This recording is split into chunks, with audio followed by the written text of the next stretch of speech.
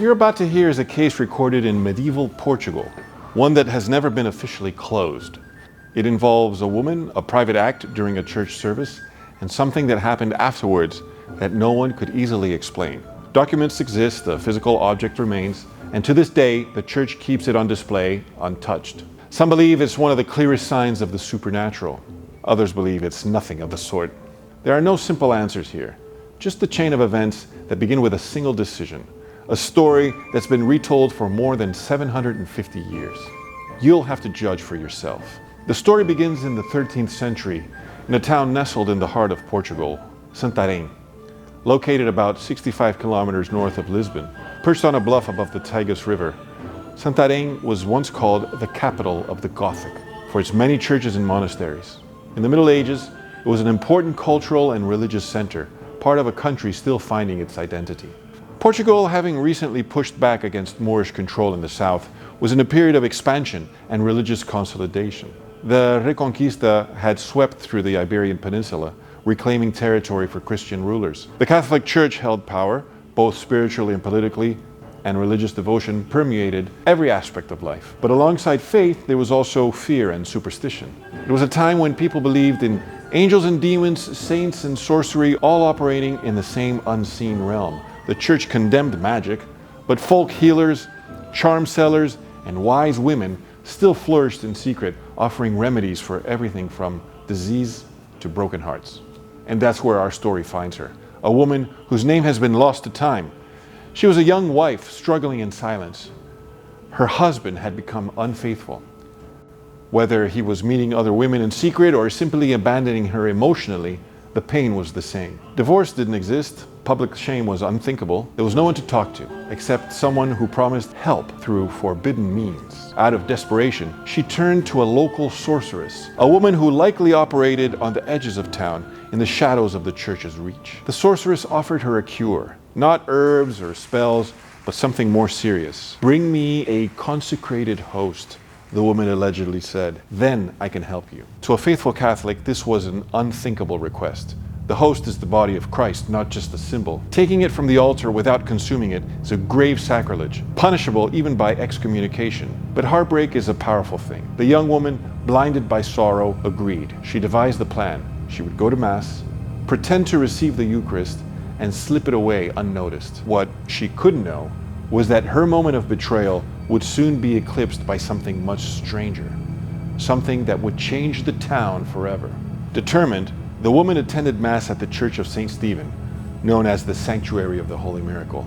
Instead of consuming the Eucharist, she pretended to receive it, then secretly removed the host and hid it in her veil. As she left the church, something extraordinary began to happen. The host began to bleed. Blood soaked through the cloth and began dripping onto her hands. Panicked and afraid, she rushed home and placed the bleeding host in a wooden chest. That night, the couple was awakened by a bright light emanating from the chest where the host was hidden. According to later reports, angels were seen adoring the bleeding host.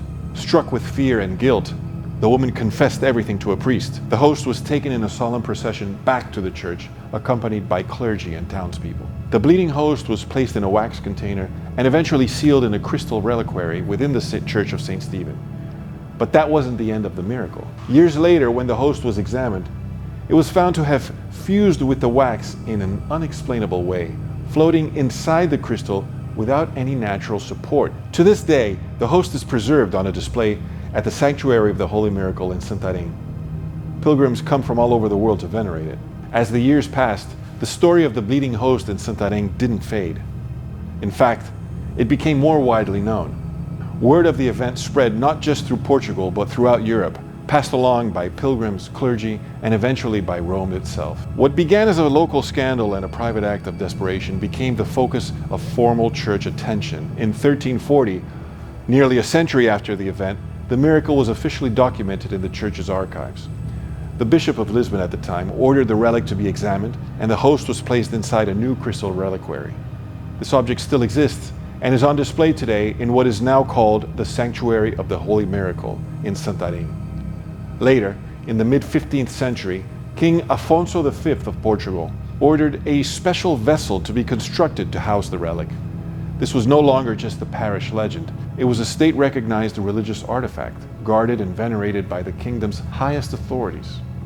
The event also attracted the attention from the papacy. According to preserved records, Pope Pius IV granted plenary indulgences to pilgrims who visited the Church of the Miracle in Santarém. That was sometime between 1559 and 1565 during his pontificate. Later popes confirmed and expanded these privileges, encouraging devotion and pilgrimage. In the early 20th century, Pope Pius X renewed interest in Eucharistic devotion and reaffirmed the legitimacy of long-standing Eucharistic miracle traditions, including Santarém and Lanciano. Though he did not issue a new declaration on Santarém, its status as a recognized and venerated miracle remained intact.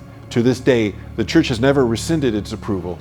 While it has not subjected the relic to modern scientific testing, its liturgical calendar in Santarém includes a feast day for the miracle, and the diocese maintains the sanctuary as an official site of pilgrimage.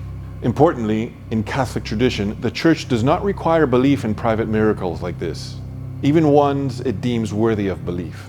The faithful are free to accept or reject them, but the Church's actions, preservation, documentation, and public display, makes its position clear. This is something it considers significant.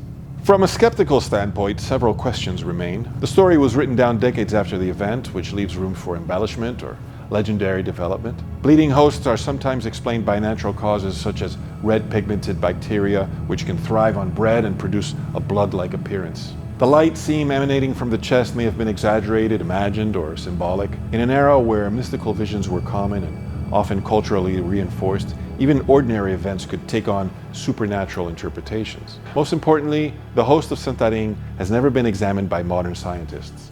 Unlike other Eucharistic miracles, such as Lanciano, where scientific studies confirmed the presence of cardiac tissue, the Santarém host has remained sealed in a reliquary since the Middle Ages. The Church has never permitted forensic or biochemical analysis of the artifact. This means that no definitive claims can be tested or independently verified. While believers see this as a sacred sign, skeptics point out that the lack of transparency or scientific access makes the miracle impossible to authenticate. Is this the record of a divine sign meant to reaffirm the doctrine of the real presence? Or is it a legend rooted in medieval anxiety or guilt and the powerful symbolism of the Eucharist? That, as always, is for you to decide. Let me know what you think in the comments.